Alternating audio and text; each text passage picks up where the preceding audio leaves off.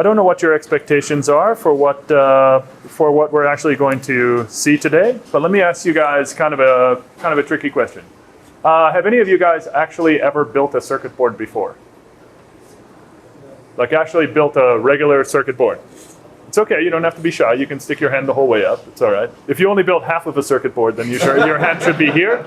But if you built the whole circuit board, your hand should be here, right? Okay, so you've built circuit boards before. And you've built them through regular production companies or manufacturing companies that actually build boards? Come on, help me, work with me. Yes? For example, I did it myself. You did it yourself? What did you use, the chemical etch, or did you use a CNC machine? Chemical. Okay, so ferric chloride? Yes. Okay, okay. You guys, you both built boards? Chemical? Shop? Manufacturer?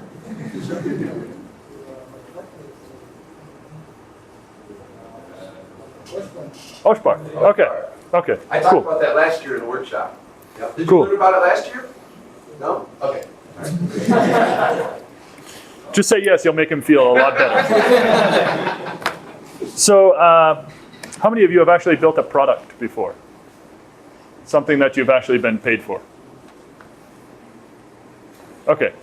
So, yeah, you don't count. I mean, you do count, but you just don't count in that way. Okay, so before we get too much into Altium Designer, I wanted to kind of give you some background on what's happening in electronics. How many of you are engineering majors? Or engineering students or grads or whatnot? Double E. Double E, ECE, that sort of thing. How many are computer science? And for you guys that didn't raise your hands, what are you? What program are you in at the school? Ah, okay, so computer science. Yeah, okay, no problem. All right, so I'm going to take you guys through the process of developing a circuit board. But before we do that, I want to kind of explain some background on me, and I want to explain sort of what I think is kind of interesting that's happening right now. So first of all, who am I? I'm all of those contact information. I'll share this with you guys afterwards. You can contact me if you want. I'm on Twitter. I have a GitHub account. I have an email address. I know that's pretty impressive. I also have a phone, which is good.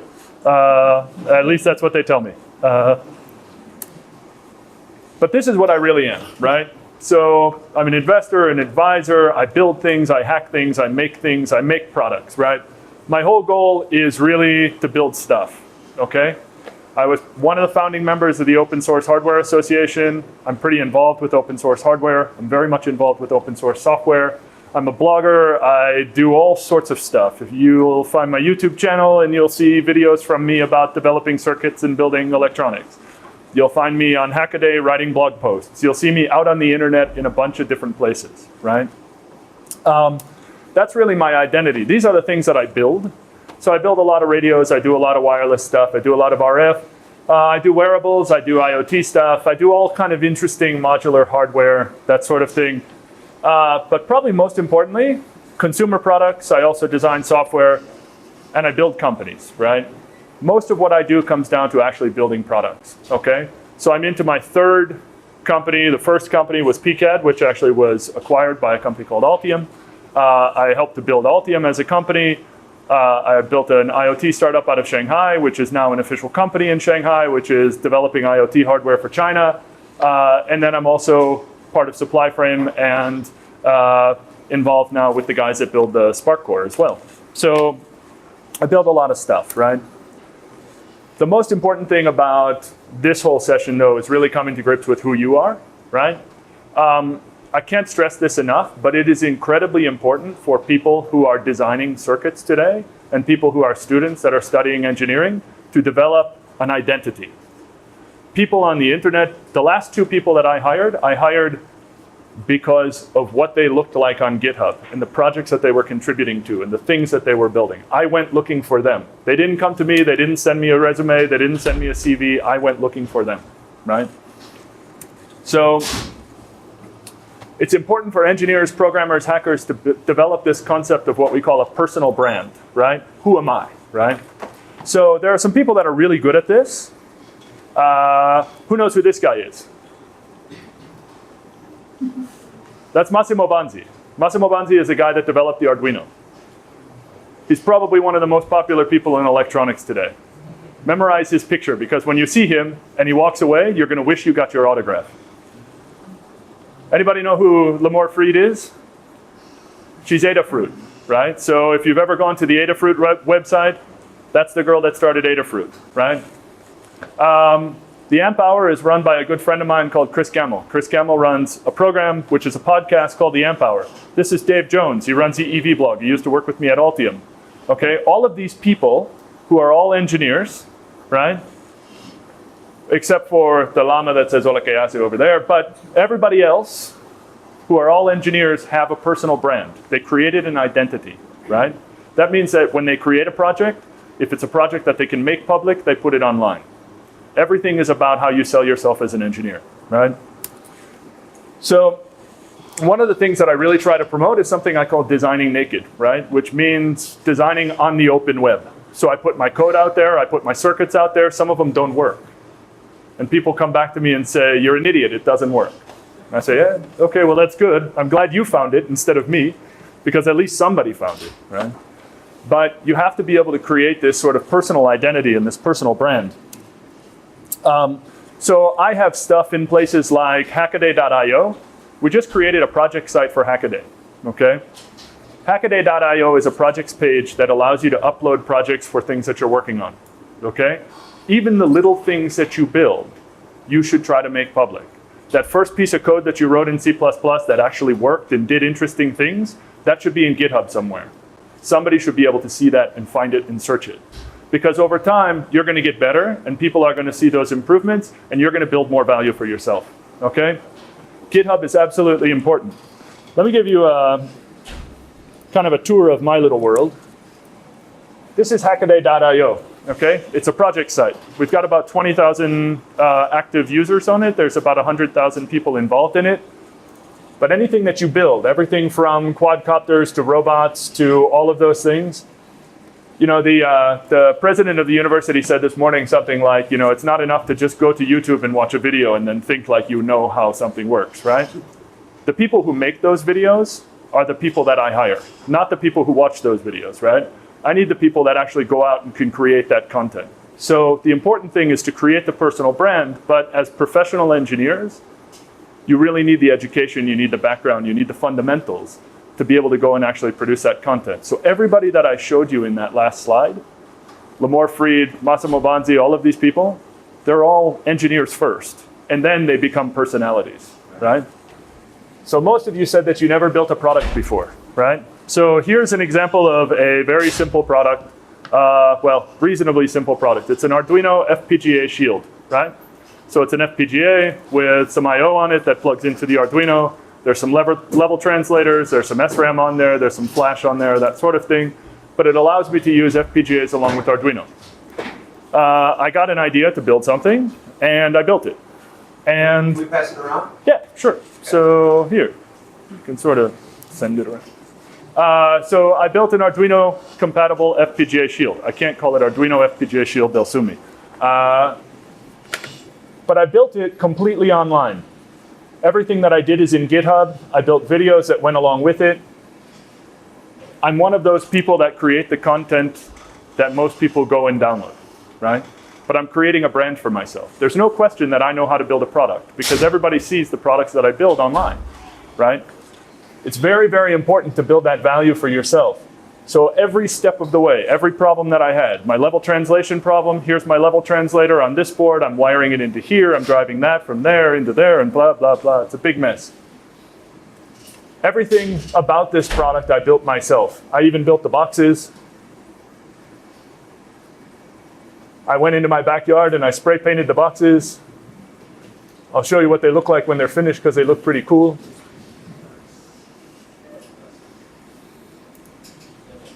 Everything about this product I built myself, okay?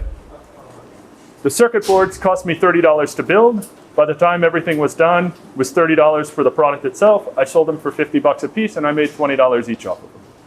There's no great magic to it. I just built something and I put it out there, right? So now that product is actually on store.hackaday.com. Oop. And now if somebody wants to buy it, it's actually in a store somewhere, and it's got basically that exact same board, right? So today I'll actually show you the design for that board. I'll show you the actual circuit, okay? We'll open it up, we'll take a look at it, I'll show it to you in 2D, I'll show it to you in 3D, I'll explain the schematic, I'll take you through all of that, okay? By the time we're done today, we'll actually build a circuit board, okay? So it's currently out of stock, which is good for me, because it means I sold all of them. The important thing is really to leave this sort of digital footprint, right? Create an identity for yourself online, create the content, put it out there, make yourself popular, right?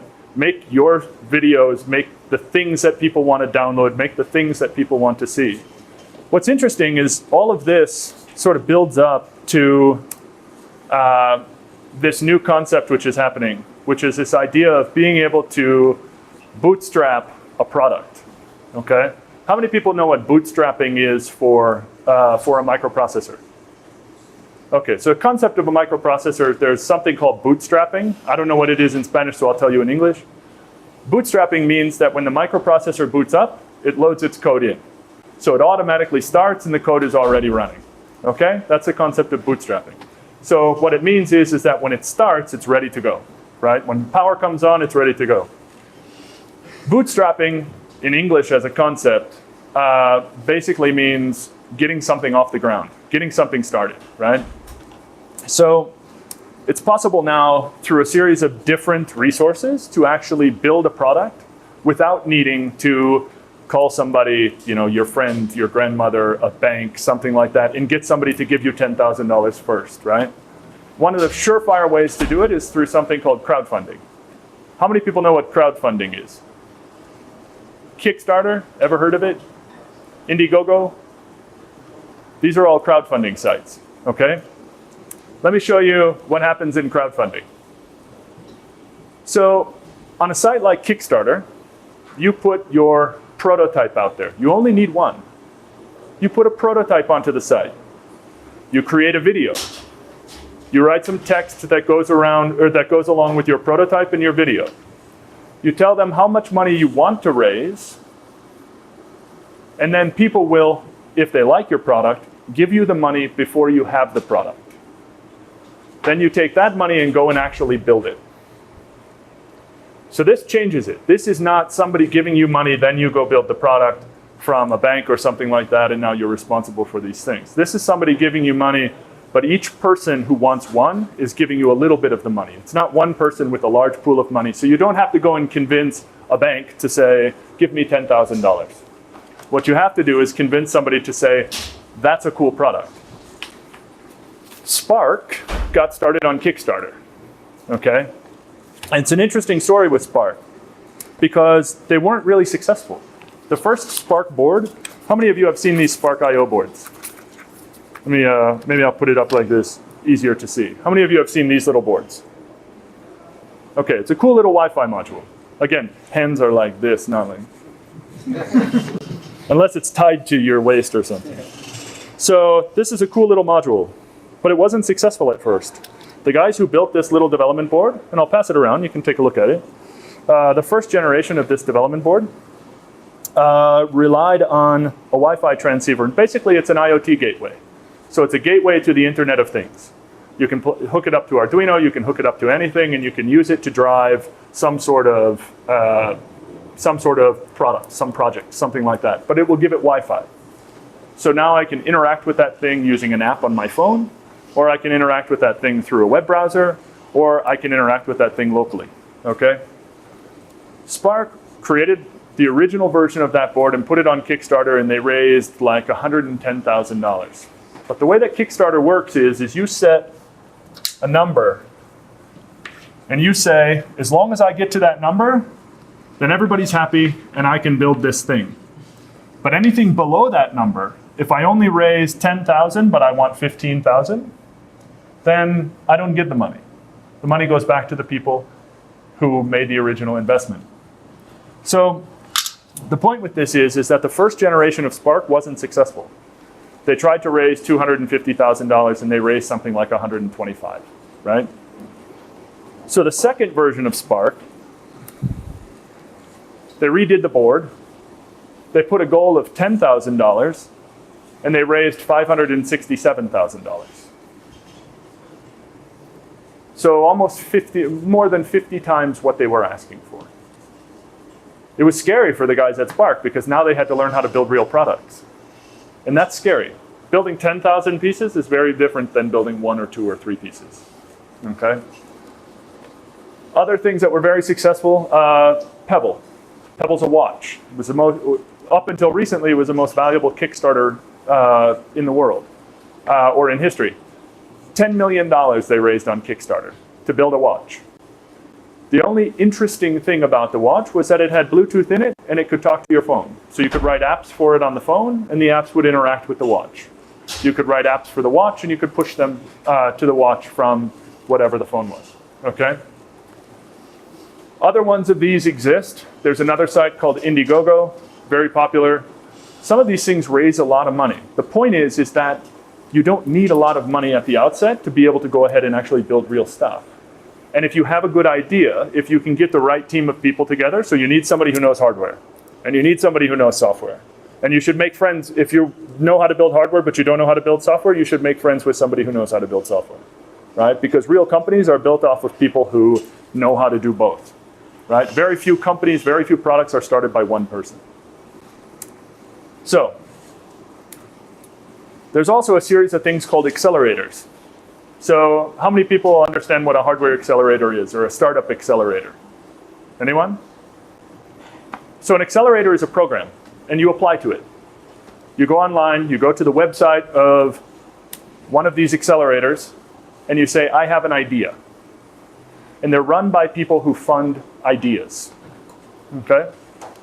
You go there and you say, I have an idea. It's me and my 3 friends, and we want to build this thing. And it's a great idea. We think we can make it. We think we can do it. We think it's going to be really cool. We think it's going to be the next Facebook or Twitter or whatnot. How many people have know what Reddit is? Reddit, the website? Okay. So Reddit was started actually through Y Combinator by a guy named Alexis Ohanian. Okay? Ohanian sold Reddit to Condé Nast for $14 million. Okay? They started a website. Basically, the website is just little news blurbs and the ability to vote them up or vote them down. That's it. Some of these things are much more sophisticated. Some of the products that come through these things are much more sophisticated. Okay? The point is that you're not locked into just going off and building, I don't know, industrial equipment. There's an opportunity now, because there is a lot of money funding hardware right now, there's an opportunity to build real products. So that's kind of our goal today. There's an interesting thing with this other company called Quirky. Quirky's a little bit different. They're, I guess, quirky. The idea with Quirky is that you can submit an idea, but it doesn't have to be done. You don't have to have a fully baked idea. It doesn't have to be the kind of thing that you've already prototyped. What they do is review your idea as a part of a group, and you get to participate in that process, and it's all done online. You review that idea, and if they say, you know what, that's a good idea, then they pay you a percentage of the profits on the finished product. If you've already built the whole thing, they give you a larger percentage of the profit. If it's just an idea that you wrote down on a piece of paper and then you submit it, they'll give you a much smaller piece of the profit, because they're doing most of the work. So, the point is people don't buy circuits, they buy products. So I don't build circuits, I build products. I create experiences, right? My wife doesn't care what's inside of her mobile phone. She cares what the mobile phone does, right? She wants to go on Facebook, and I want to send tweets on Twitter, and I want to talk to my sister over chat, and I want to FaceTime my son, and I want to do these things and those things.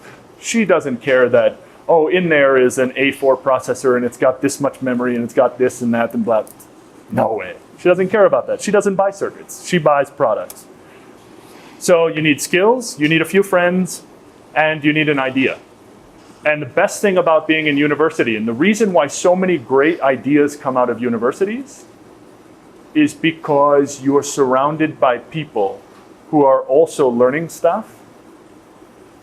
And this is the time where you probably have the most friends. The older you get, the fewer and fewer people you have around you, right? At this point in your lives, you'll probably have more friends than you ever will for the rest of your life. I'm sorry to say that. So, that said, we're going to actually build some stuff today. And we're going to build something dangerous. Not really dangerous, but we're going to build something hard. We're going to build a radio. And it's a very simple radio, but we're going to think about it like a product. So we're going to build a shield for the Arduino. But it's going to be a radio. And it's based on a chip called the NRF 24. And for everybody who's asking, or anybody who cares, it's the NRF 24L01 plus something like this. Okay? So let me explain the chip. So the chip is a 2.4 gigahertz wireless transceiver. Okay? What does that mean? It means it's a radio. And it can talk to other radios that also use the NRF 24.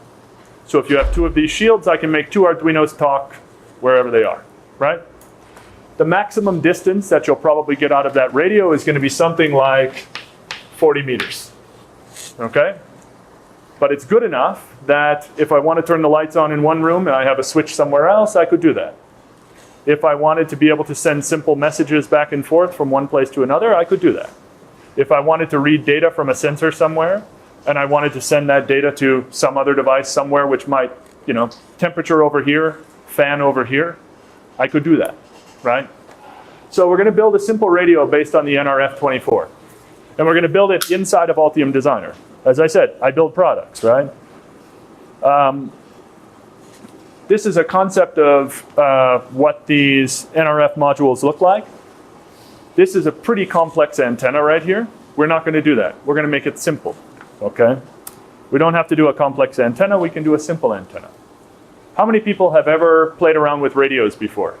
Or built a radio before? Okay. If you ask an engineer who's been doing this for a long time, they'll say RF is one of the hardest areas of electronics. Okay? The world has actually gotten much easier. I build a lot of radios, and I'm not that smart. Okay? So, today we'll build some cool radio stuff.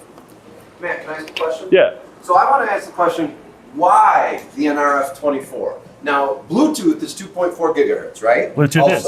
But Bluetooth is an entire stack, and you got to pay licensing to an organization. Yep. And the cost goes up and up, right? Right. The NRF 24, however, it's a point-to-point connection. Yep. But it's very, very low cost. And right? very simple. Very simple and low cost, yes. Very simple. So how many people have used a COM port before? Have you ever made something talk over a COM port, UART, GPIO? If you use the Arduino, then you do it already, right? You probably do it already because when you use the debugger in Arduino, that's a serial port communication. Yeah. So when you pick the port for Arduino, it's talking over the COM port. And it's doing that using very simple UART commands, okay? The NRF24 creates kind of a virtual COM port. So on one side, I've got an antenna.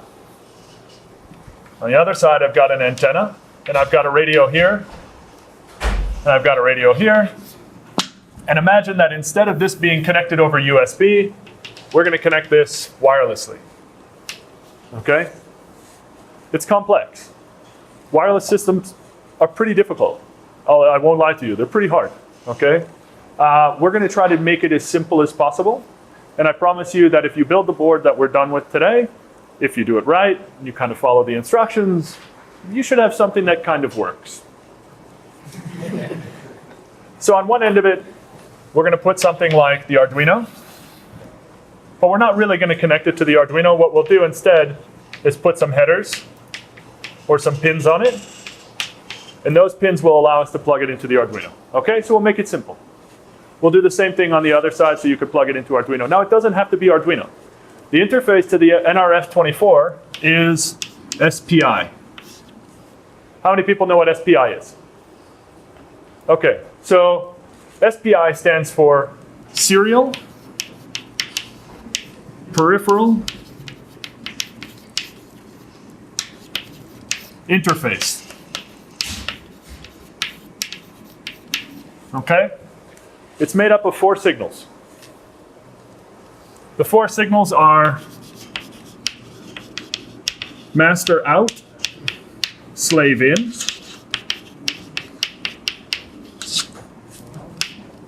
master in, slave out.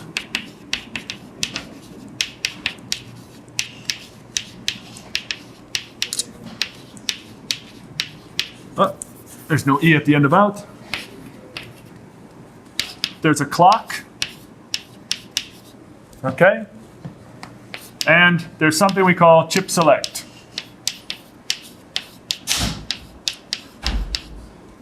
So, that's the basis for the NRF24 interface. And the reason why we're going to keep it really simple and we're going to use this way is because it tends to be relatively easy to play around with. You don't have to worry about this having another microprocessor in it or anything like that. So, SPI, as I said, 4 signals, abbreviated master out, slave in. Okay? Master in, slave out. Okay? There's a clock. Okay? And the clock keeps everything in sync. Okay? And then there's a pin called chip select, which is just abbreviated CS. Okay? And what chip select does is make it possible for you to pick that device.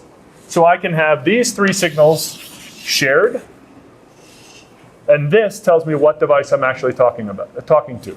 So, let me draw that out a little bit. Make a lot more sense. Any questions so far? I know you didn't think you were coming to class today, did you? You're like, oh, this is going to be so much fun. It'll be so easy. We don't have to learn anything. Just get to sit there. And... Not so easy. I used to teach at university. So, imagine that I have Arduino. This is really hard chalk to see. Imagine that I have Arduino, right? How many people have played with Arduino? Awesome. Arduino has an SPI bus on it, okay? The Arduino can connect to multiple SPI devices, okay? These are slave devices, okay? So this is slave 1, slave 2, slave 3, right? Doesn't matter what they are. This could be a temperature sensor, okay? This could be, I don't know, give me something, accelerometer. Give me something else. Infrared. So infrared sensor, probably a sensor, yeah. So IR, so we'll do something like passive IR. Okay? So I've got 3 different sensors and I've got the Arduino. Who's the master? The Arduino. Arduino, right? So this is the master. Slave, slave, slave, okay? These 3 signals are the same, connecting into each one of these different devices. So master out, slave in, slave out, or master in, slave out. Okay? Does the same thing here, does the same thing here. Okay? The only thing that's different for each is the chip select. Okay? That's how basically SPI works, and it makes connecting to things over a serial bus really, really easy. Okay? CS. Chip select. So what we're doing with that is selecting what device we want to talk to. So these 3 signals will be the same, but chip select will say, talk to this one, or this one, or this one. Because they're all on the same bus, they can't all talk at the same time, because it's a serial bus. So only one can talk at a time. And the way that I prevent more than one talking at a time is by connecting a chip select here, and a chip select here, and a chip select here. And if this one is on, then this is off, and this is off. Okay? And we do that so we can share one bus, or these 3 pins, because pins on a microprocessor are expensive. What I mean by expensive is that you don't often have all the pins in the world, right? So, all right. The basic workflow for developing a circuit looks something like this. You create a schematic, If you don't have libraries, then you have to create libraries. We'll talk about all of this, so if it seems unfamiliar, it's okay. You create a circuit board. We call that a PCB just because it stands for printed circuit board. What's the Spanish word for circuit board? Circuito impreso. That. I'm pretty good, but that's too hard. It took me like 6 months to figure out how to say murciélago. You know, so I'll get to that pretty soon. DRC, CAM. This is design rule checking. It's actually looking at the board to see if there's problems with it before I build it. Because to build it and then find a problem is expensive. Right? And then CAM is manufacturing, computer-aided manufacturing. Okay? So we'll go through this process. All right? So that said, let's actually get into Altium Designer. So on your computers, so let me collapse this for a minute. So on each one of your computers, on the desktop, if you go to, you guys probably already have this open. I'm going to go ahead and open Altium Designer. Okay?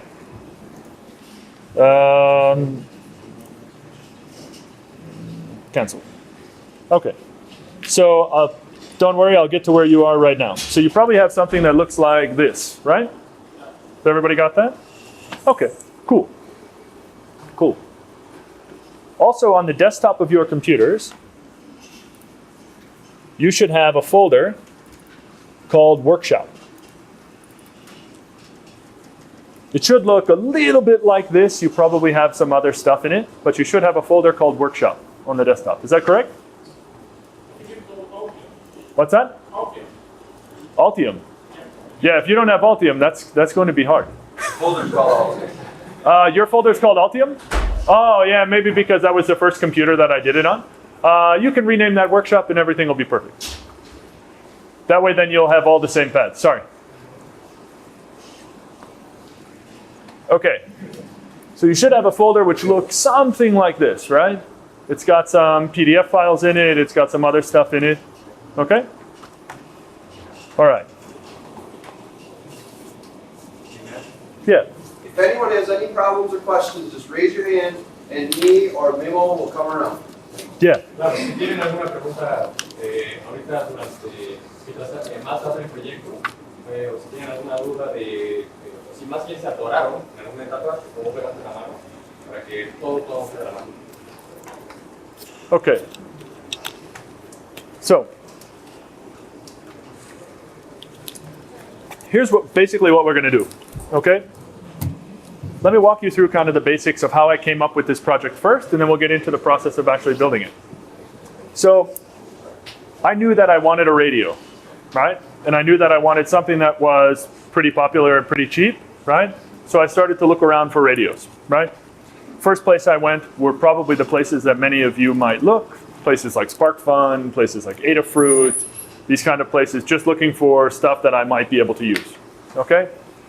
I came across a radio from a company called Nordic Semiconductor, okay? And Nordic makes a very low-cost 2.4 gigahertz radio, which is this NRF24L01, okay? When I decided on the part, I did what most professional engineers do. I decided to say I want the NRF24L01, and I started to go looking for that on Google, okay? Because that's where engineers go for information. So I started looking for this on Google, and I found Nordic Semiconductor's page. And I said, that's kind of interesting. It's a nice little radio. How much does it cost? So I use a website that most people don't, or many people don't necessarily know about, but I own it, so I use it. It's called Find Chips. And the reason why I use Find Chips is very simple. If I want to compare the difference between DigiKey and Newark and Farnell and Element 14 and Mauser and Arrow and Avnet and blah, blah, blah, blah, I have to go to each one of those sites and get the price. So what we built was a website which goes and uses their APIs and grabs the pricing from all of those different sites. So I can see the price from all of those sites in one place, so I don't have to go to DigiKey, Newark, Farnell, Element 14, blah, blah, blah, blah, blah. So pro tip, use fine chips. So NRF24L01, I plug it into fine chips, and fine chips gives me the pricing from Verical, Newark, Element 14, Arrow, Avnet, blah, blah, blah, blah, blah. Right? And it shows you the stock. It shows you how many they have. And it shows you how many they have in stock, which is super important, right? There's nothing worse than building a circuit board and then finding out that you can't buy the part. Who has that FPGA board? It's right here. So on the FPGA board, there's a voltage regulator. It's an LM1086, okay? Very simple voltage regulator. I couldn't buy 50 because nobody sold 50. They only sold 1,000. So I had to buy 1,000 of them because I already designed it into the circuit and I was already shipping the product. So I had to buy 1,000 of them, which means that I have to sell a lot of these boards. So if you know anybody who wants to buy one of these boards, let's talk afterwards. No. So I started looking around at pricing, and when I started to find pricing for the NRF chip, I could find them for between $2.29, maybe $3, something like this. This is all US pricing. If I want to change this to some other currency, I can do that. But I could get them for right around about $1.50, between $1.50 and $3 for that chip. Okay, cool. So now I know what chip I'm going to use. The next thing that I wanted to do is get the data sheet. And the data sheet is going to give you all of the characteristics of that component. Okay? All of the electrical characteristics of that component. So I went to Nordic's website and I downloaded the data sheet. It's now downloading in Google, and I'll bring up the data sheet here in a second as soon as it finishes downloading.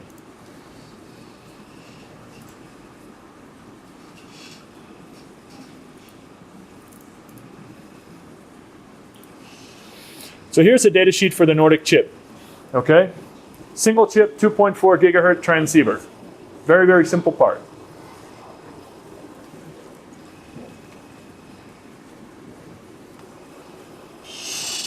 So it's 2.4 gigahertz ISM band, which is an open band, which means I don't have to worry about actually transmitting at that frequency, because not all frequencies are available. Okay? Why do we build why do we build cordless phones for your home at 2.4 gigahertz? Why is Bluetooth 2.4 gigahertz? Why is Wi-Fi 2.4 gigahertz? Because the band is available for public use. Other frequencies are not available for public use. Okay? Other frequencies, like what radio stations use, or what police use, or military, or those sorts of things, those bands are prohibited. You can't transmit in those bands. Okay? Does that vary by country? It does vary somewhat by country. There are different countries with some different rules, but 2.4 gigahertz is open everywhere around the world. There are restrictions on certain ones. China has restrictions on certain bands. Okay? So, it's very, very low power. It's a good device. All right? So I started to dig around in the data sheet because one of the things that engineers do, but not many of them want to tell you that they do, is we copy a lot. We look at other people's schematics and we use those to design our own schematics. Like Legos. Like Legos, exactly. So here's the picture of the actual part itself, the pin numbers of the part. We'll get into that. Well, let's see if we can find a basic schematic somewhere in here. Maybe not. Okay.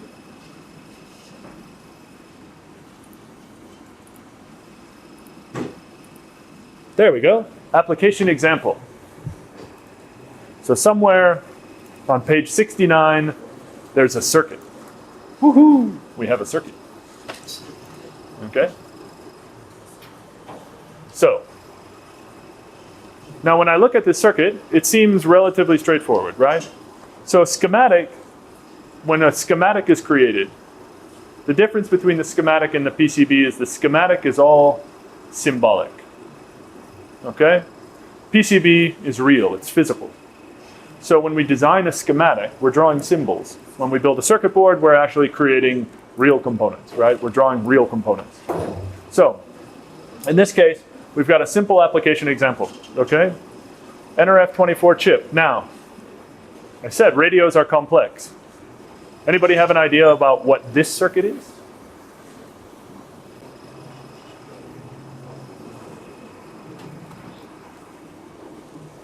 How many of you are seniors last year? Anybody? Last year? Oh, he doesn't want to raise his hand now, is he? No, I'm my first year. I'm still in high school. Okay, so this is a balancing circuit. Okay, it's a filter that allows you to filter out and balance the signals from the antenna and improve the quality of the signal that you drive to the chip. Here's a problem with radio electronics, and this is why radio electronics is black magic. Okay? When something comes in off of an antenna, it's an extremely small signal. A very, very small signal. Almost everything else around it that generates noise generates more noise than what you're getting off of here. So you have to filter that signal. And the filtering is absolutely important, okay? It's probably one of the most critical pieces to get right. So when we talk about designing antenna circuits, or RF circuits, if I have the Nordic chip here, I have some connections, and then I have this balancing circuit in here. On the other side of that, I've got my antenna, okay? This side is what we call unbalanced, okay?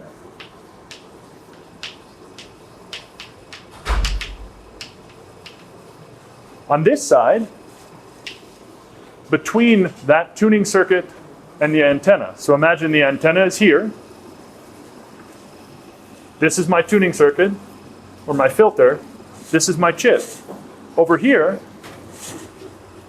this is balanced, okay? So, a common term that we use for this is built off of these two little prefixes here. It's called a balun. Okay? So just like codec means coding, decoding, balanced, unbalanced. Okay? When we say that something is balanced, we mean that the impedance of these connections here matches the impedance of the pins of this part. How many people know what impedance is? Okay. It's a complex problem. Okay? Impedancia. Porque es impedancia. Okay. And impedance affects AC circuits or DC circuits? Impedance is an AC is AC or DC? AC. Okay. Cool. All right. Everybody still with me? All right. So we're going to go ahead and build this schematic, but I'm lazy. I mean smart. I mean lazy.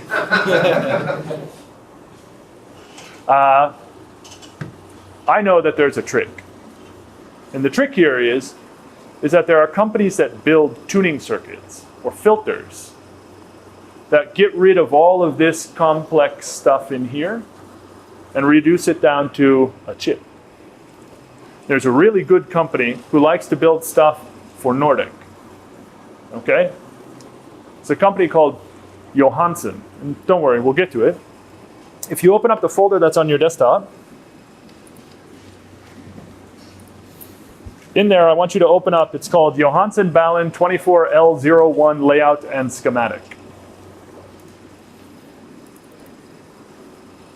And if you open the right document, it should look like this. Okay?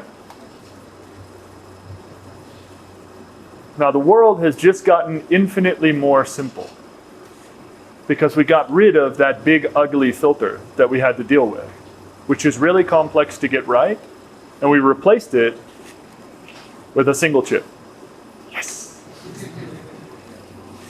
See, I'm not smart, I'm lazy.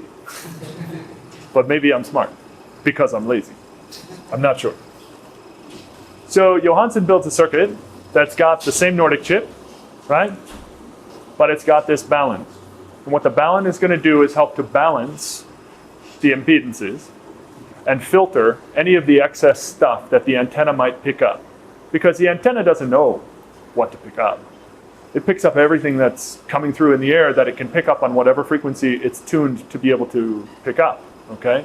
The antenna is not very intelligent. It's a dumb device. It's a passive device. Antennas are not active, right? They're passive devices, so it's picking up this signal. It doesn't know what to do with it.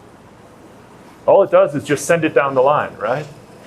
So what we're doing here is actually balancing that by using this to filter out only the signal that we want to give to this chip over here, which is then going to have much, much better signal reception. The difference between having this or having that filter circuit and not having it is the difference between a radio that works here to here and a radio that works from here to 40 meters away, right? And you might not even get here to here, right? So this is complex. I know, it's crazy, but I want to build it. So we're going to build this circuit in... So the Johansen thing takes care of the RF black magic for you kind of thing? Yes, all right. That's basically it. Now, it's not 100% true. But I'm not going to try to introduce too many complex concepts. Anybody in here a graduate student? O sea, ya terminaron la carrera. No? En estudios de posgrado. Okay. This is probably a good time to not talk about this, but I'll talk about it anyway. So, one of the biggest problems with these sorts of circuits comes down to the capacitance that you experience here with respect to that clock signal, right? The capacitance that's there on that oscillator is actually very, very important. And it's affected in a huge way by the way that the circuit board is constructed. Okay? All I'll say is this for right now. We'll come back to it. I have a circuit board. On the top side of the circuit board, it's copper, right? Bottom side of the circuit board, it's copper, right? And in between there,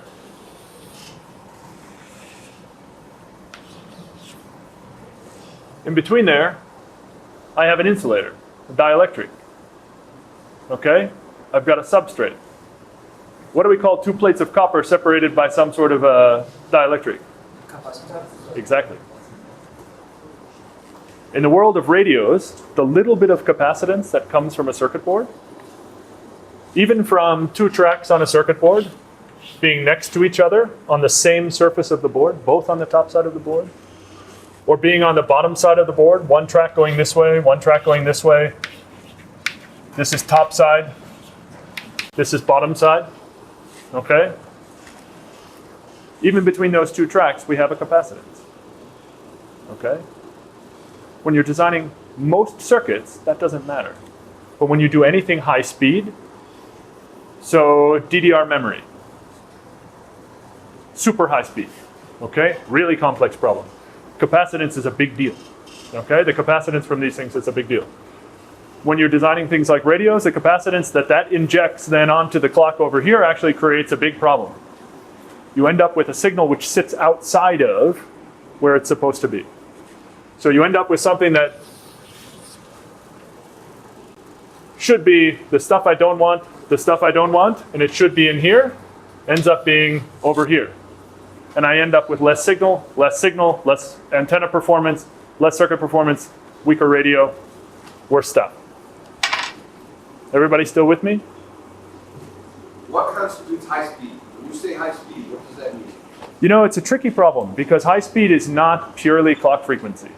You know, we talk about high speed as a function of clock frequency. So we say something is 1 gigahertz, right? And it's 1 gigahertz clock frequency, right?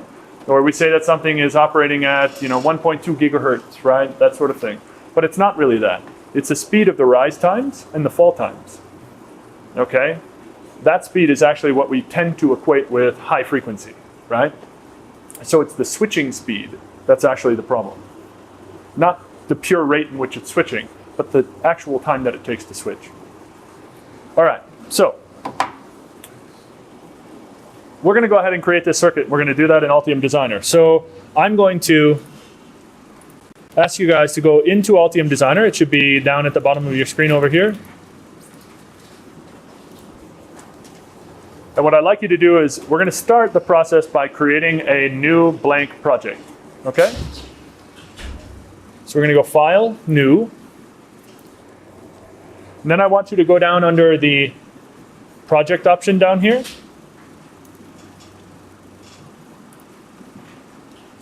And we're going to create something called a PCB project. Okay?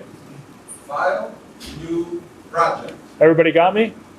Follow me? With me? Cool. All right. Down here, we're going to give it a name. Okay? So let's give this project a name. Right? So we'll call this, I don't know, Radio Shield. You can call it whatever you want. Güero Loco, something like this. Okay. Now, we're going to change the location down here. And we're going to put that into that directory that we created on the desktop. So we're going to go into Workshop. So again, you're going to click Location, Browse Location, right? We're going to pick a location. We're going to go to the desktop on the computer. We're going to go into the Workshop folder. And let's create a new folder in here, okay?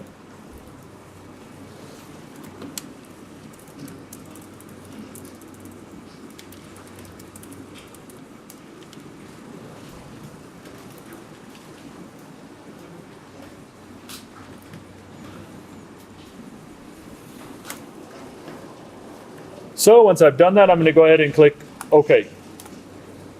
Now, off to the left-hand side, in this little panel over here, we call this the Projects panel. Okay? We should have a project. Okay? Now what we're going to do is go over to the Projects panel over there, right-click on that document, select Add New to Project. Okay? You with me so far? So right-click on this file, add new to project, and add a new schematic.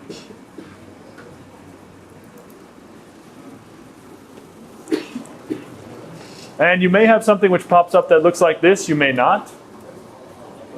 Click the X in the corner of it and get rid of it. Okay?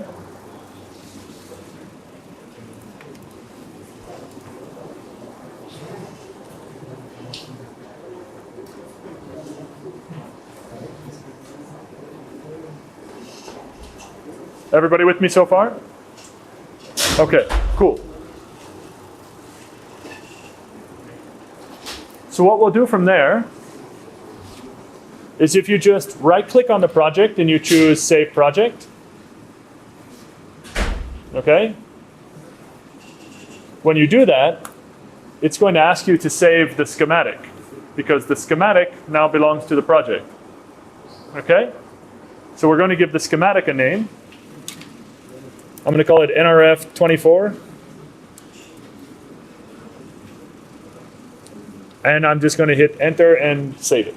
Okay? Everybody kind of with me so far? Scream if you're not. Okay. If that was a scream, that was more like a song. Okay.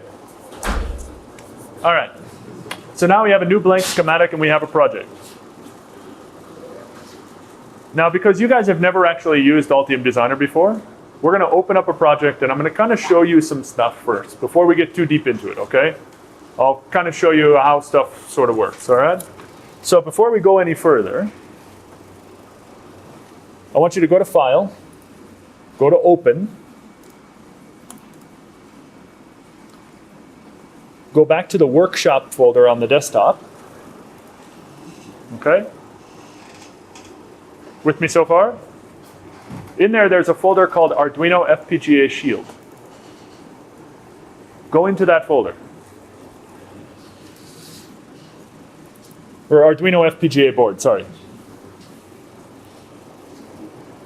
In there, and you might have to expand this a little bit, in there you should have a file that looks like this. It says Arduino-FPGA development board.prjpcb.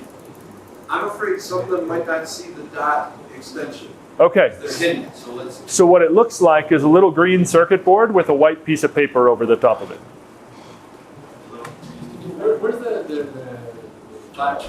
Workshop, Arduino FPGA board. Everybody able to open it? It's not just complete chaos? Okay. All right, so. Yeah, Windows is hiding the extensions, and that's. Yeah, it's one of those stupid Windows commands that. So let's learn a little bit about Altium Designer before we jump in and start drawing schematics, because it's a big tool. First of all, a couple of things just so you guys know, right? So after I leave, we're going to leave Altium Designer on the computer labs here, or in the computer lab here, and the school will have access to the software. In the beginning of 2015, Altium is releasing a free version of the software as well. So you guys will also have access to a free version of the software that you'll actually be able to use on your laptops or take home with you or go to your house and build circuits and that sort of thing. So the things that I talked about earlier, like, hey, you can go out there and you can build these circuits and you can actually start a company and you can do interesting stuff and you can create new products and these things, you'll actually have access to the tools to be able to do that, okay? So I want to make sure that you guys understand that and kind of know how these things are going to play out. All right, so this is our blank schematic. What I want you to do is, in the projects panel over here, I want you to click on this. It says Arduino FPGA top-level interface. Okay? So this is the top-level schematic to this board that everybody saw. Okay? Now let's talk about some basic stuff. So in Altium Designer, each document that you open will have a tab along the top. Okay? You can right-click on the tabs and you'll get some options for the tabs. Okay? If you want to be really clever and you want to have a lot of fun, and you want to do interesting things, you can do things like set it to be split horizontal.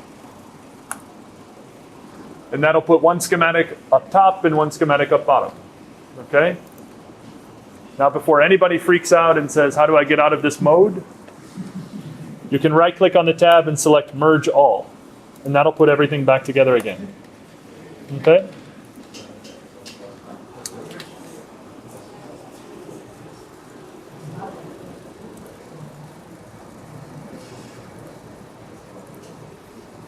Now this looks like a pretty crazy schematic. Yes? You guys here didn't have the folder on the desktop, and so they're copying it and we're working Oh, on it. okay. Oh, really? They didn't have any of the files? Are you sure? It wasn't in a folder called Altium? Because maybe it was in the Altium folder. There is a folder that is called Altium, but it doesn't have all the projects. Oh. So, copy it. Oh, you know what? Are you logged in under somebody other than the default account? Because the electronic or the desktop may be different for this user. You know, desktops are tied to specific users. So let's go to users. Electronica. I bet you they're under the Electronica folder. Different users. Do we have the password for the Electronica account? Look, you'll have it.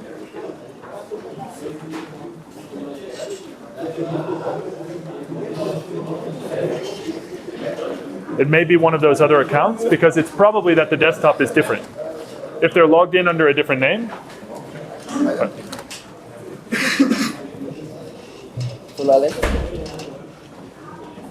So you've got basically 3 different desktops. Each one of those is going to have its own desktop, so it may be that they're just on a different desktop. Because all of these machines had this stuff on the right desktop yesterday. So if you guys get this licensing error, you can just click OK on it. Don't worry about it. It's because all the machines have the same name that it thinks everybody is using the same, or that I'm using the license too much. If you get a license error, just click OK. Okay? Ignore it. Just ignore it. You can blame me. It's my fault. All right. So for what those guys are doing back there, if they just want to copy the Arduino FPGA folder, they can do that because it'll be faster than trying to copy all of those files. Maybe they want to pair up with some people that already have it run there. Maybe they want to pair up with some people that already have it on there, just so we can keep it moving. It may just be easier to do that. While that copies, we can keep going, and then they can come back and open it up. All right, so here's the basics of schematic, right? So schematic, you've got, let me show you some basics of Altium. If you hold the control key and you use a mouse wheel, you can zoom in and out.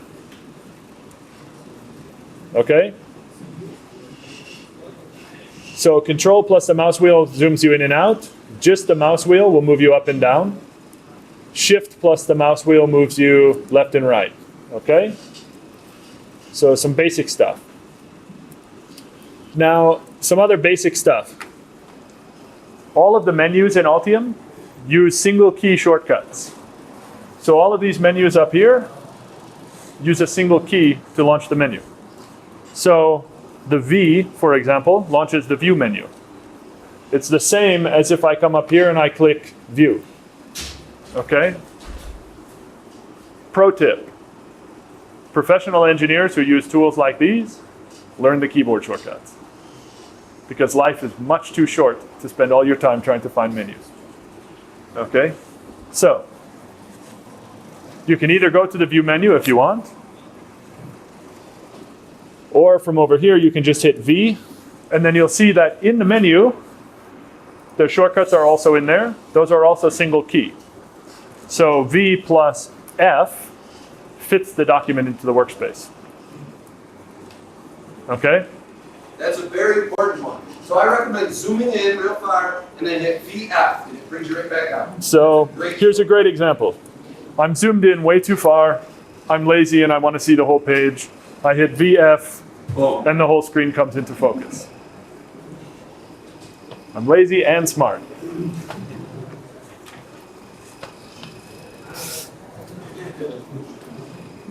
Okay?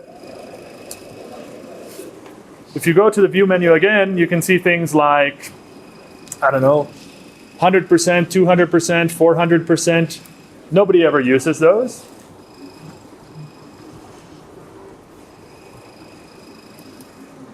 But VF you'll use all the time. Okay? Now, the way that my schematic is structured, if you open up the document here as well, it's Arduino FPGA design.sch doc.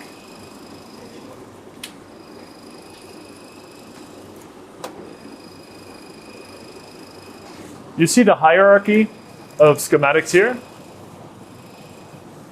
I design in a way in which I try to build a system visually in schematic that looks and behaves similar to the way that the system will actually operate.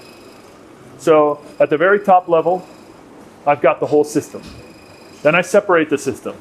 Power supply, microprocessor, FPGA, decoupling for the FPGA, right? These sorts of things. I try to build that hierarchy because it's really easy to read. Then when I look at the schematic, I know how the structure is. I understand the structure. These little green boxes here actually represent these low-level sheets. So, pro tip. I can either double-click on one of these sheets, or if I hold Control and I double-click on one of these green boxes, it will take me into the low-level sheet. Okay? So now I'm on the SPI multiplexer, which is another low-level sheet. Part of doing really good electronics design is separating circuits up into good blocks, blocks that I can reuse. So I separate things like my power supply from my microprocessor. because I can do that very easily in the software. Okay? That way I can reuse the power supply with 2 or 4 or 5 or 6 or 10 or 20 different microprocessors. Because most microprocessors run at 3.3 volts. Arduino's weird because it's 5 volts. Nobody uses that old 5 volt TTL crap. I say that, but Arduino sold 700,000 boards last year, so I'm wrong. Okay? But I separate circuit elements into these separate sheets. So from there, you'll see that components are connected using wires, right? So here I've got a capacitor. I've got some wires in here. I've used a little bit of color with the wires. Don't worry about it. I'll explain how it all kind of works in a minute. But basically, you connect components together with wires, and that shows the connectivity, right? How many of you have taken circuit analysis class, first year? Come on, you've all done the mesh and node and all of these. Yeah, okay. Okay, great. So I'll throw one up here and somebody can tell me what it is.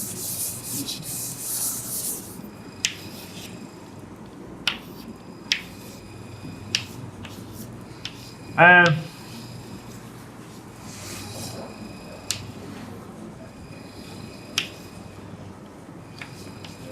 blah, blah, blah. Okay? So we've got something here and blah, blah, blah, blah, right?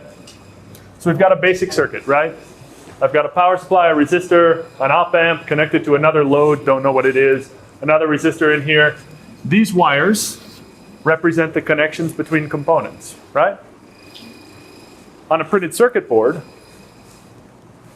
that might look something like this.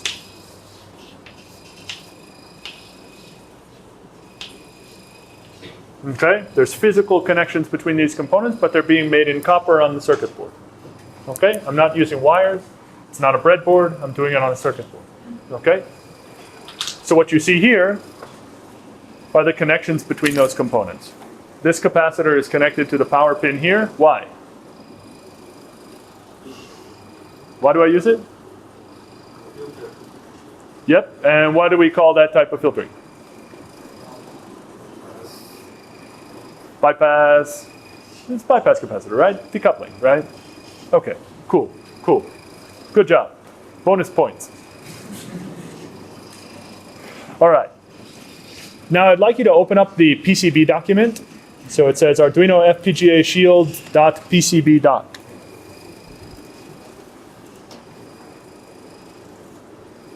Now you may get something that looks like this flash up onto the page. Okay? So the board might open and then you might get this. Did everybody get this or no? If you didn't get it, it's okay. The Arduino FPGA shield.pcb.doc. Okay. You might get this file which pops up. Okay? You can ignore it. So right click on this and close it. So you're going to close Arduino FPGA shield.pcbdoc.htm. Okay? We'll get rid of the HTML file. We don't need it. And that should leave this on the screen. Everybody got this? Does it look like this? Okay. I want you to hit the 3 key on your keyboard. That'll take you from 2D to 3D. Okay? Hit the 3 key, we want the 3D mode. Trace. Hit trace. Oh, your numpad probably doesn't work. Try not to use the numpad because you never know if it works. Use the 3 key right there. Okay? Now, how do we zoom in on the board? What was the keyboard shortcut? V plus F. View, fit document. Okay? Trace. This is cool.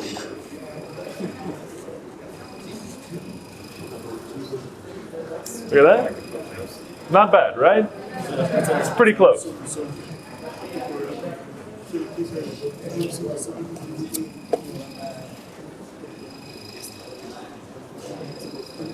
So real circuit board came from that, right? I designed that, I built this, right?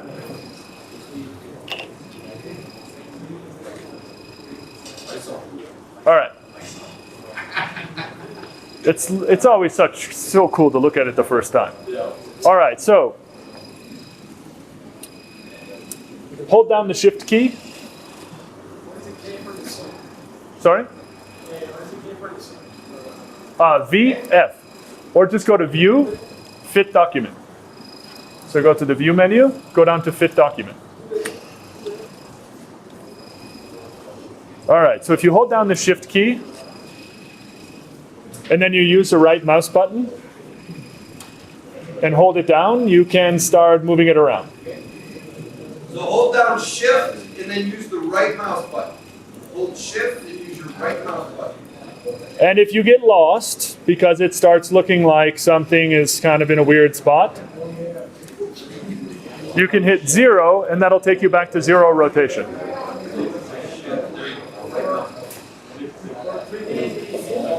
Sorry? 3. Just hit the 3 key.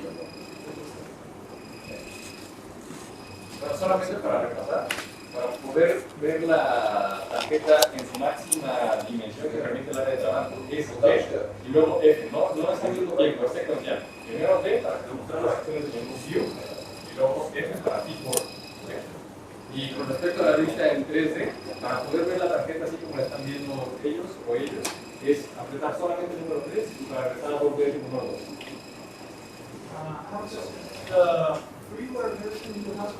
It will have 3D. The freeware version is 3D. I don't know if it will have every feature, but it will have the 3D stuff. So you'll be able to do 2D and 3D boards. Okay? That's definitely in the freeware version of it. Okay? Just so you know, for those people that are interested, the freeware version is going to be called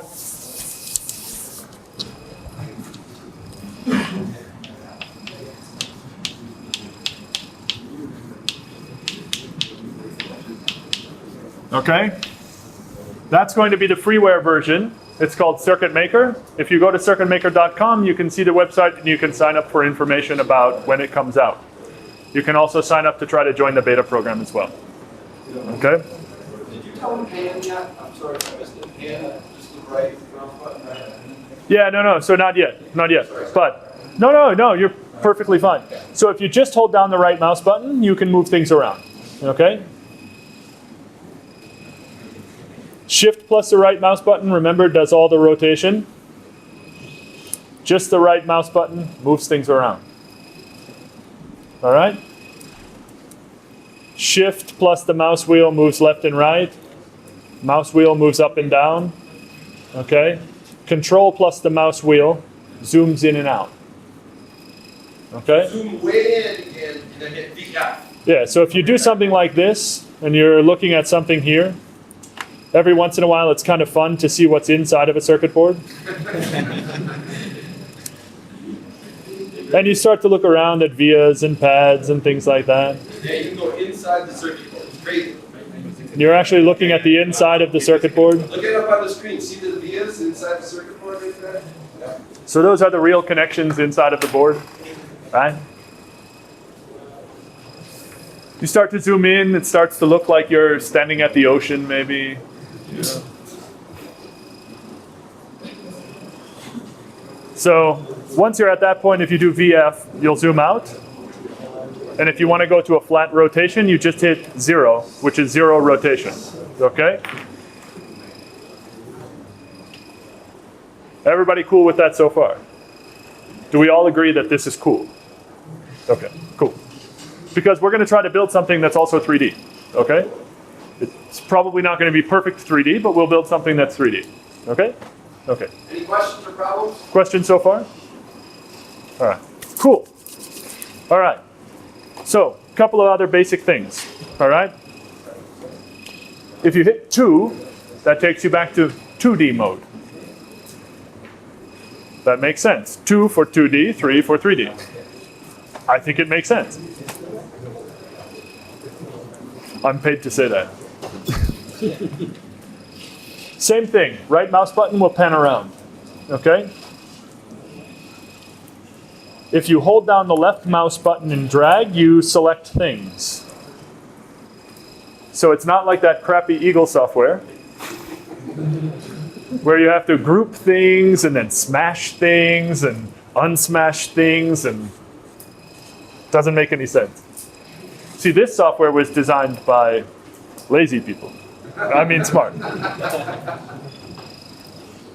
All right. So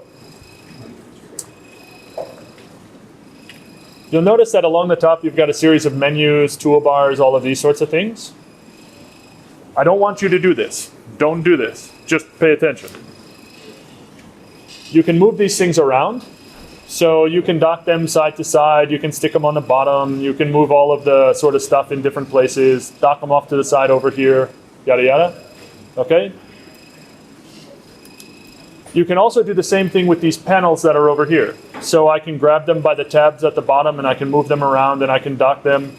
This should feel very much like Eclipse or Visual Studio, or even Microsoft Word kind of has these features now, right? So docking different panels in different places. All right. Now, there's some basics there, right? Just kind of basic navigation. We haven't really done anything interesting yet. So let's go back to our schematic. We're going to click on nrf24.sch dock, right? So you can either click the tab at the top or you can click over here, right? Now our schematic doesn't look as cool as my other schematic, but that's because it's not done yet, okay? Now remember, this is what we're actually trying to build. And the first thing that we need, if we want to place parts in a schematic, are the parts. Because we're going to place parts and we're going to connect them together with wires, and that's going to give us the connections that we're going to use at the circuit board to actually build the board, okay?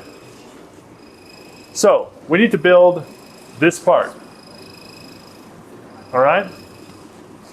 So that requires that we do something else. So in Altium Designer, on our project here, I want you to right-click on the top project, right, which is your radioshield.prjpcb. Select Add New to Project, and create Schematic Library.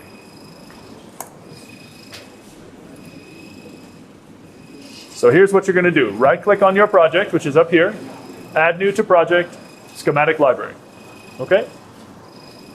What was that last one? Sorry? Schematic Library. We're going to build a new schematic library. So right-click the project, Add New to Project, Schematic Library. You could also go to File, New, Schematic Library, but this is just easier. It's just cooler that way. It's more precise. All right. So let me explain kind of what's going on in the schematic library here. Okay? We're going to draw a part. And the part that we're going to draw is this. Now you don't have to go to this document. Let me just follow me for a minute. So we're going to draw this part. This part has a series of pins, okay? Those pins correspond to the pins on the chip that we're actually going to use, okay? Cool. So we need to build that part. That means we've got to do a few things. We've got to create some pins, and we've got to create a rectangle, and we've got to add some text to it. We've got to make something which looks like this. So we're going to create some graphics, basic graphics. Who knew? You would go to school, you would study engineering, and they would make you draw. Welcome to electronics. Okay. Question. Yes. Where is schematic? Sorry? Add new project is other schematic or? No. So you're going to go Add New to Project, Schematic Library. Okay? So, back in the schematic library, the place where the two lines intersect, here, you can hold on to that for me, don't lose it. Don't lose it. Don't sneeze. No. It's all gone. All right, the place where the two lines intersect, when you rotate that picture of that component, it's going to rotate by that point, okay? So what we're going to do is we're going to draw a rectangle, and the rectangle is going to kind of go like this, okay? Before we do that, we're going to collapse this down here because we want more room. The way to do that is to click this double arrow, which is over here, facing up. Okay, so there's a little arrow over here. There's one going to the left, one pointing down, one pointing up. Click the one pointing up. That should make that go away. Now there's a dumb screen redraw problem here. Zoom in and zoom out a little bit. So, Control, use your mouse wheel. Okay? When you want the editor here to have focus, you click in the editor. Okay? When you click over here, this loses focus. Okay? Makes pretty good sense. Now, because we're in the library, I want you to click down here. There should be a tab that says SCH Library. Okay? So down at the bottom over here, you have a tab called SCH Library. I want you to click on that.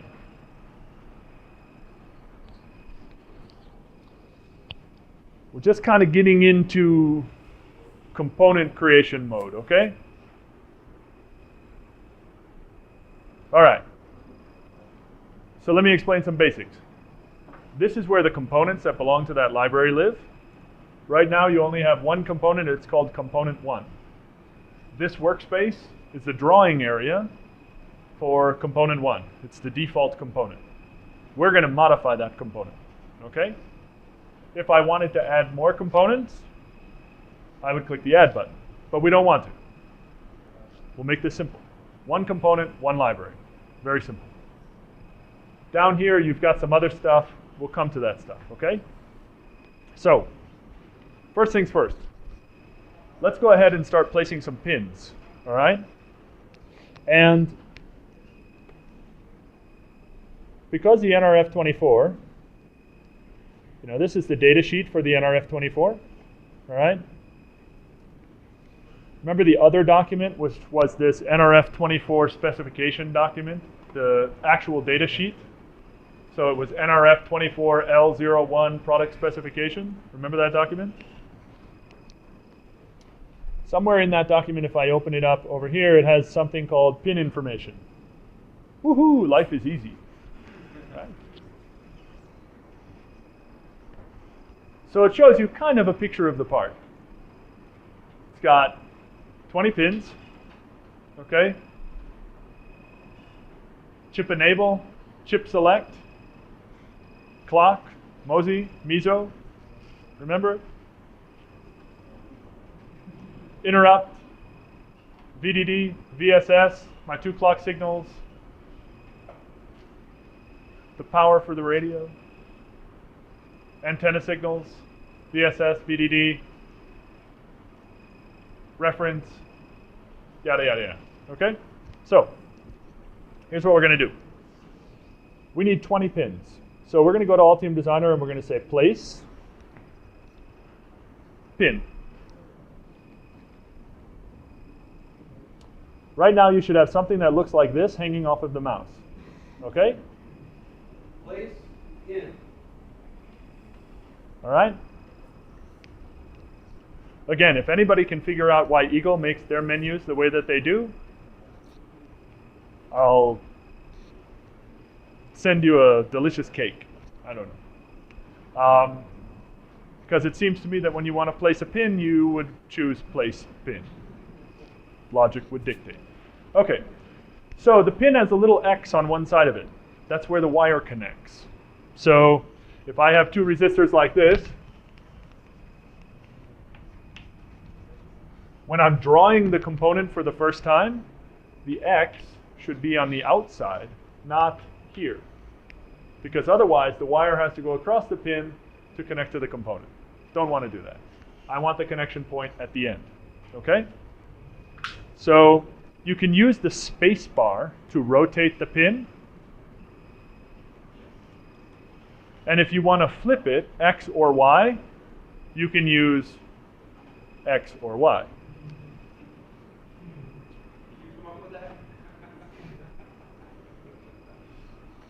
Lazy. Sometimes it's just really good to write intuitive software, right? So, all right. Now, the magic shortcut for Altium Designer. If you remember only one thing today, remember this. The tab key on your keyboard, okay?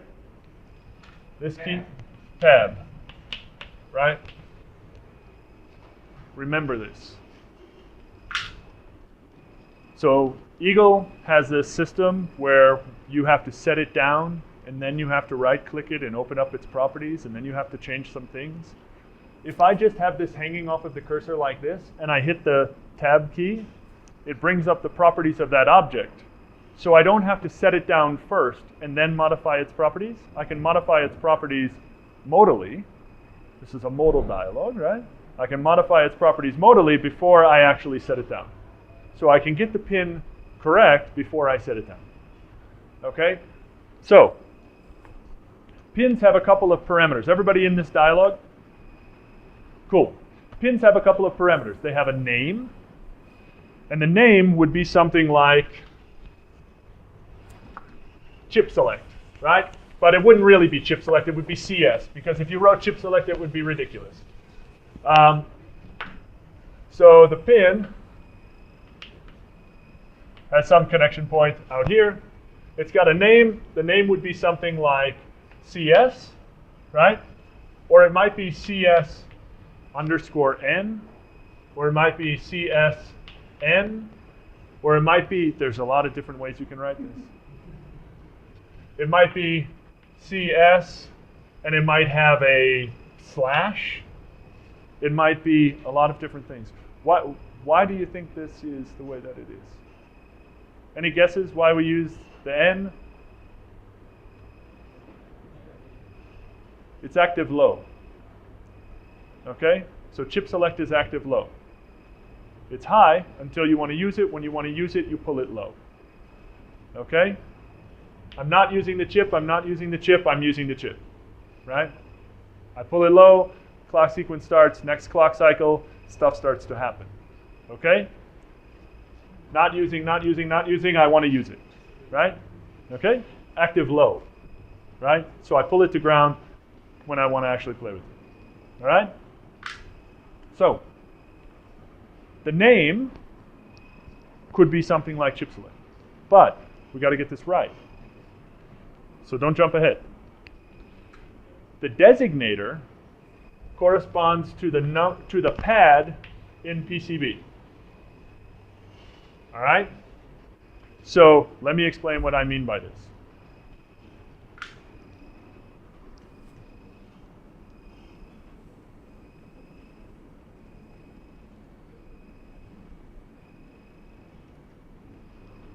I want to introduce some basic PCB terminology, okay? When you're developing a circuit board, this is 3D, it's taken from Altium Designer, okay? I just took a screen grab of it. When you're developing a circuit board, parts have pins, but the pin needs to make contact with the surface of the board, okay? That's the area that it's actually going to be soldered to the board. So I'm going to pass around, oh, you didn't lose my part. Good job, good job. Somebody's going to lose my part. Somebody always loses this part. So I'm going to pass around a part, okay? It's really small. It's actually pretty small. It's not really small, but it's pretty small. I'll pass around a couple, okay? I'll try to pick something bigger so you don't lose it. It's okay if you lose it. But try not to.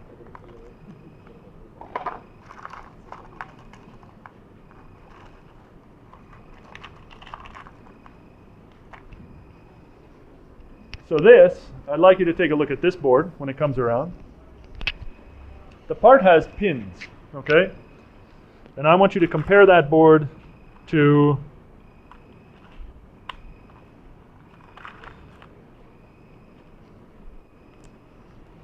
this board. The part has pins which attach to pads. Okay? The pad is the area on the circuit board that the part attaches to. So I need metal on the circuit board to attach the pin, which is metal, to the board, right? So the conductor ends at the point of the pin, okay? So I'll pass these two around, and then I'll pass around this part, which if you can figure out how to solder that, good for you. For those people that don't know, this board was hand soldered. I challenge you. It's a tricky board.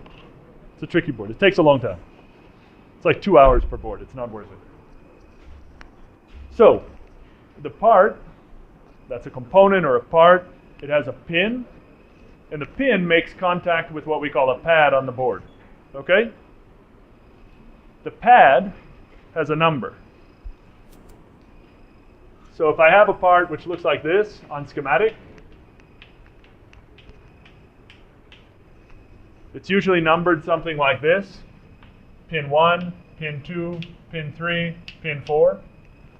Then, for some crazy reason, it goes 5, 6, 7, and 8.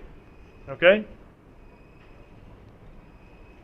When that part connects to the circuit board, it's going to have holes for the pins to go into, or it may have little rectangular places if it's surface mount.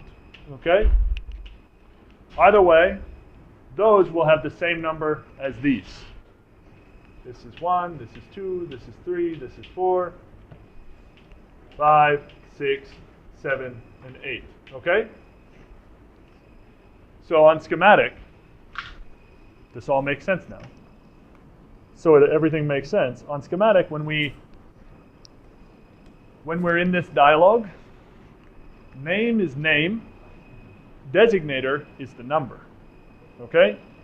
So let me try to make more sense out of this. If I go back to here,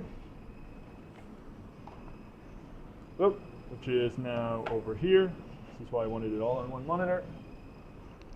Pin 1, CE, stands for chip enable. Okay? Pin 2, chip select, or CSN. N indicating that it's active low. Okay? Pin 3, SCK. Okay? So, let me show you. If we go to Altium Designer, we're going to place probably good to write these down.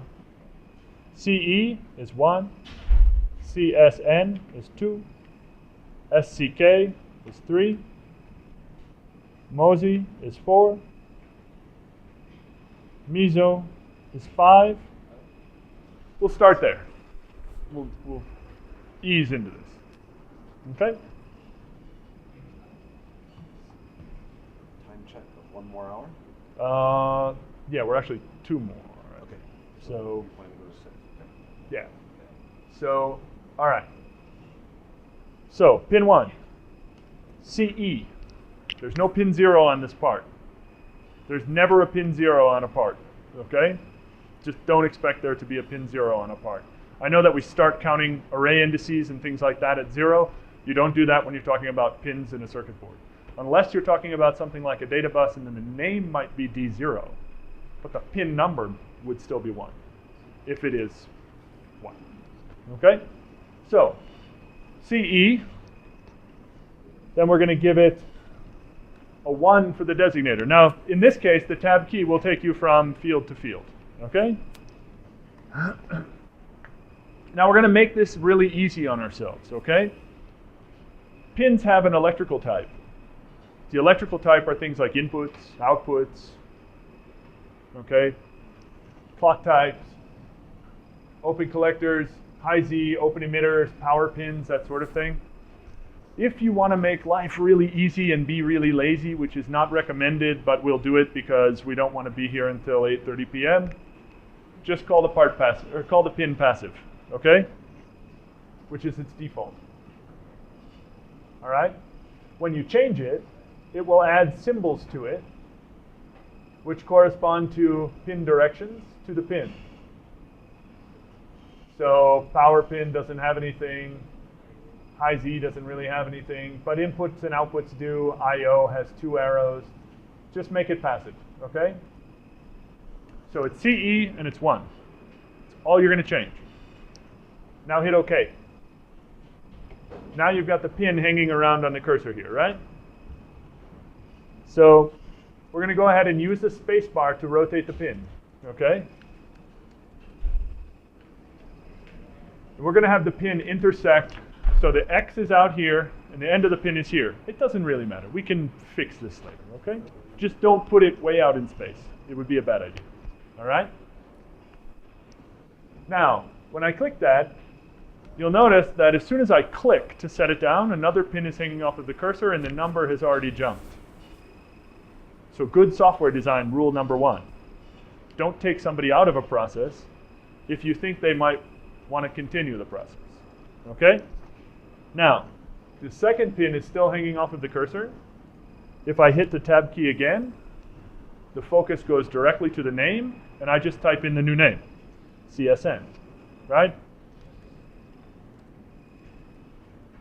Now, the general rule is that you do all pin names in caps. You don't have to, but you do have to be the same in schematic and PCB for numbering, okay? So we're going to call this CSN. I'll hit enter. I'll click to place the pin, right? I have another pin hanging off of my cursor, right? Everybody with me so far? I hit the tab key again, and I type in the next name, which is SCK.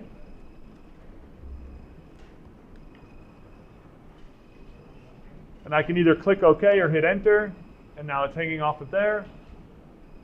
It's automatically jumped to the next number, so it's pin number 4. Am I going too fast for people? Okay. We'll hit the tab key. Pin number 4 is MOSI. MOSI, master out, slave in. We click to place it. Next one, we hit the tab key. It's MISO. Okay. Now we've got that. Now we're on pin 6. And I didn't really write down pin 6. Now there's lots of tricks in this software, and I can take you through a lot of tricks, but I think what we'll end up doing is wasting a lot of time doing it. So what I'm going to do instead is we're going to go through and just keep adding all of the pins, okay? So if you have to, if you're in this process but you don't know what the next number pin is, just go down here to the PDF document, open up the PDF document, write down the rest of the names, okay? And then let's go in and actually fill in the pin names, all right? So 6 is IRQ, 7 is VDD, 8 is VSS, XC2, XC1, VDDPA,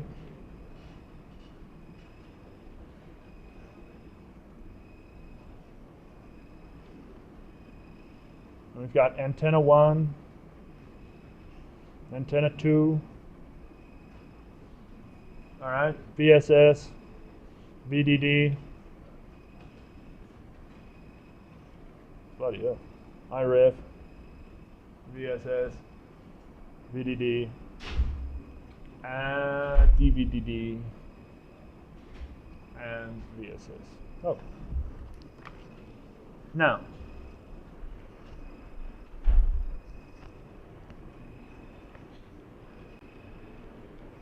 I'll show you guys a trick, but I don't want you guys to try to follow me because it's going to be too hard. Okay? Not enough time for you guys to follow me. But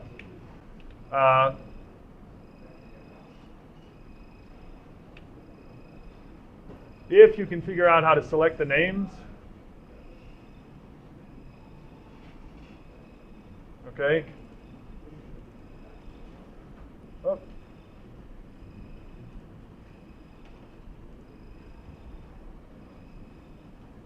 So if I can grab these 6, 7, 8, 9, and 10, okay? And if I right-click and copy, and I go back to Altium Designer, and I just place pin 6, 7, 8, 9, and 10, and then I select them. Okay? Now I know they're all wrong because they all still say meso from the previous one. But down here under schematic, and again, you don't have to do this, but just follow me. Down here under SCH is something we call the list panel. And it should pop up and look like this. Okay? So if you go under SCH at the bottom and you go to schematic list, something pops up, it looks like this. The trick is that if you change this from view to edit, and then you come in here, you can right click and paste, and lazy people copy all of the stuff over in one block, right?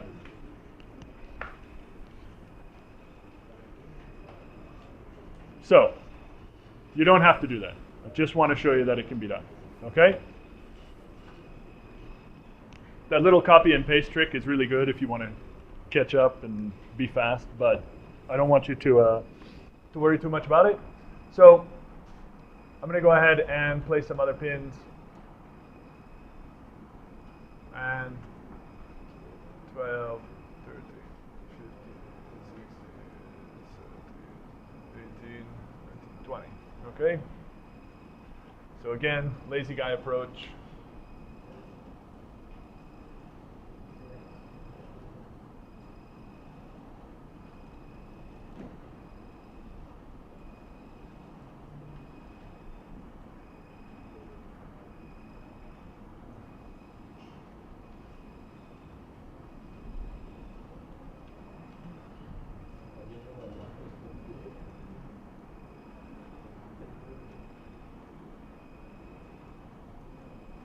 Ah, see. Ha ha ha ha. Here's a problem. If you select them like that, they paste upside down. There are ways to solve that problem. You go back to Altium Designer, and you sort these based on this column heading, pin designator. So now it's 15 down to 11. And then you paste. Then you get them right. Okay? You don't have to do this. Just keep entering in the pin names. It's much easier to follow that.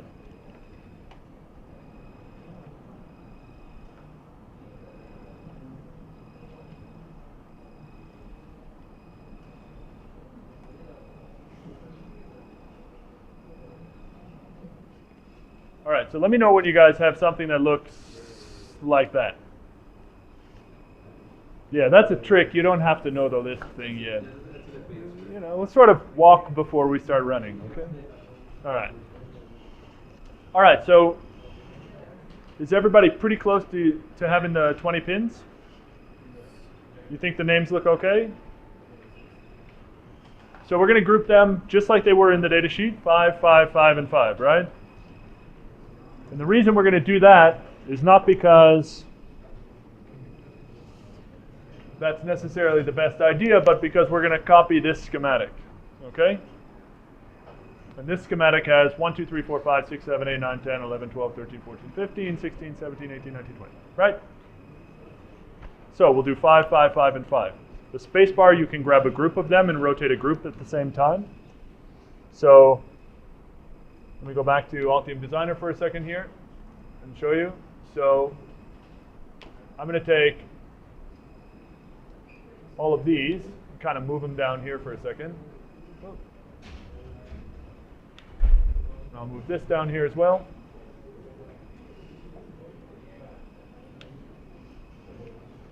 And I'm going to grab these 5 and I'm going to rotate them. And I'm going to try to make something which looks kind of pretty. Any questions? Any problems?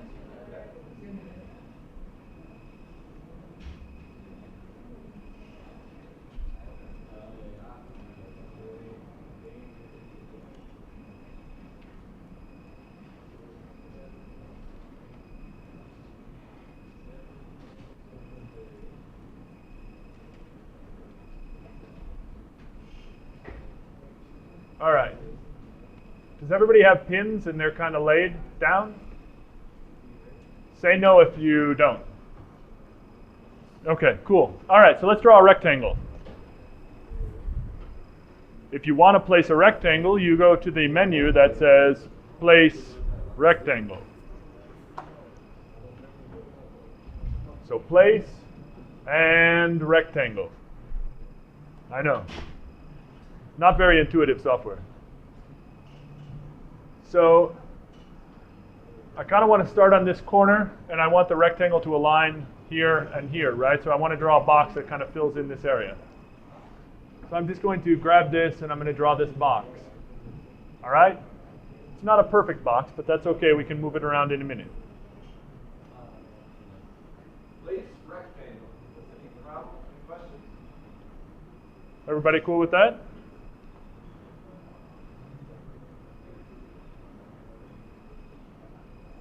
Don't worry. If you can't see the names anymore, it's okay. We'll fix that.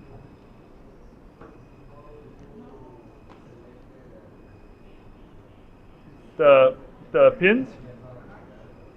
Oh, the rectangle? Place, rectangle. No problem.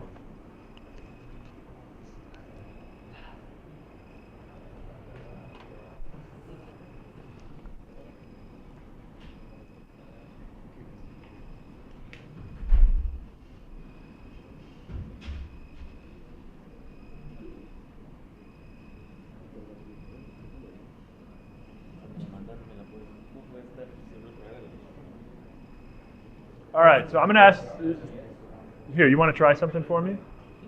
Okay. Don't anybody else do this. Go to DXP up here. Go to Preferences. Okay, should bring up a dialog that looks like this. Click on General. Check the box that says Use Localized Resources. Okay? Let me try this on your computer. Actually, let me do this for you. Let me move this out of the way for a second. Don't worry. Don't do this. Just follow me. Pay attention. Okay. So if I block select, or if I select a group of pins, and I want to paste a bunch of names into it, like this is 6, 7, 8, 9, and 10. Okay? If I go back to my data sheet, which was down here, that had this in it, I see that I've got 6, 7, 8, 9, 10. If I select 6, 7, 8, 9, and 10, like this, and I copy, then I go back to Altium Designer. I've still got 6, 7, 8, 9, and 10 here. Under schematic, down here, or SCH down here, if I go to the list panel, it's SCH lib list. I see all of the pins in there, right? It's pin 6, 7, 8, 9, and 10. It should be numbered 6, 7, 8, 9, 10. If I select these, I have to have this set to edit, not to view. It has to be set to edit over here. But if I select these, I can paste, and it'll paste the names in for me. Okay? So if I name all of them, for example, the number 1, right? So right now I've got 6, 7, 8, 9, and 10, and they all have the name number 1. I can see that here, okay? Not very useful. So I go into the name field here, I right click, I paste, and life gets easy, right? Now, no problem, no problem. So now you probably have a rectangle which looks like this, which doesn't make a lot of sense because you did all of that work to give them names and now you can't see the names. Why did we draw? Now, what I mean is, what happens here is that you have a layer drawing order in schematic. The schematic is multiple layers, okay? They draw in an order of layers, okay? It's okay, we can fix this problem. Works just the same way that it does in Microsoft Word when you want to put something behind something or bring something forward, right? if you select this, okay? Very important, okay? Hey guys. Oh, sorry, do you guys have the box in there and stuff? Yeah. Okay, cool. I want to explain this one piece because it's really important, okay? With the rectangle here, like this, it doesn't make any sense because you did all the hard work to type in the pin names, you want to see the names. If you select the rectangle, and you go to Edit, and then you go to Move, you'll have an option, Send to Back, right? If you click in the center of the rectangle will move behind the pin names, okay?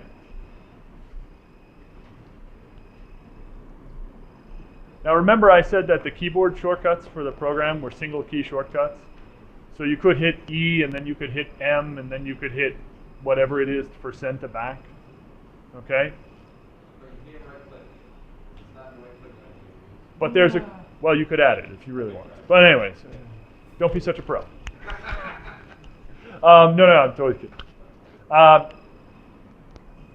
The move menu, for those people that get to use the software more and more. Remember I said lazy, right? So the move menu, if you just hit M, comes up. Because you use it a lot. So we made a lot of default key bindings. Now, don't worry. Before I leave, I'll actually leave the full training manual with the shortcuts and all of those things with you. So as you go on and you want to use the software more and you want to experiment with it and you want to play with this thing or that thing and hey, how do I make this work and how do I make that work and yada yada, you'll have the software plus you'll have the full training manual and you can kind of carry that stuff through. But, oh, I didn't say that. Yeah, so just so you guys know, sorry, and we didn't mention that when we started, did we? So we're going to give away 2 free Altium licenses. Okay, so before we're done here, we're going to give away 2 free Altium licenses. All right, so 2 people are going to walk out of here and they're going to have a license of Altium Designer. Okay, hopefully you use it. Okay, all right, so if I choose move and I choose send to back, I'll click on my stupid square and I put my square in back and now all of my pin names come forward, right? Everybody got something that looks like that? Okay, if it looks like that, it's bad. Why is it bad? Just because it's crooked. Schematics should look beautiful. Yeah?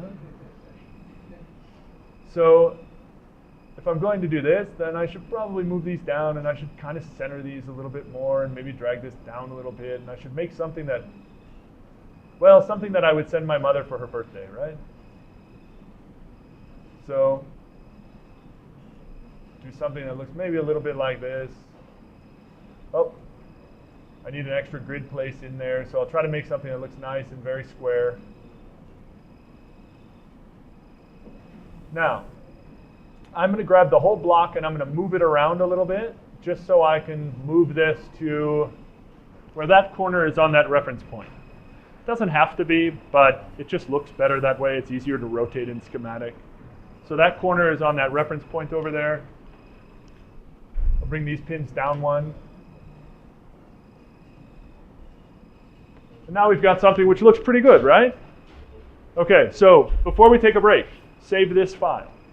So you're going to File, Save As, and you're going to save this in the Workshop folder under your Projects folder, okay? So you're going to go to Desktop, Workshop, Radio Shield, right? So I've got Desktop, Workshop, Radio Shield. It's got some subfolder in there called Radio Shield. I'm going to stick it in that directory, okay? And I'm going to give it a name.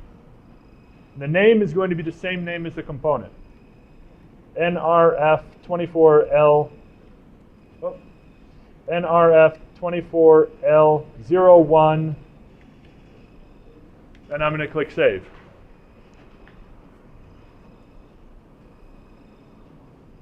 Is that an M or an N?